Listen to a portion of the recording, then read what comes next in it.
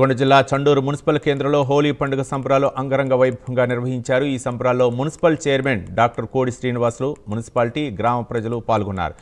కుల మత జాతి భేదాలు లేకుండా జాతీయ సమైక్యతో కలిసిమెలిసి ఉండాలని మున్సిపల్ ప్రజల్ని కోరారు.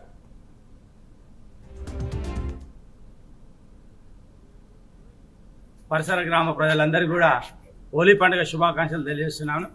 ఈరోజు హోలీ పండుగను చండూరు మున్సిపాలిటీలో అంగరంగ వైభవంగా చాలా గ్రాండ్గా చేస్తున్నారు.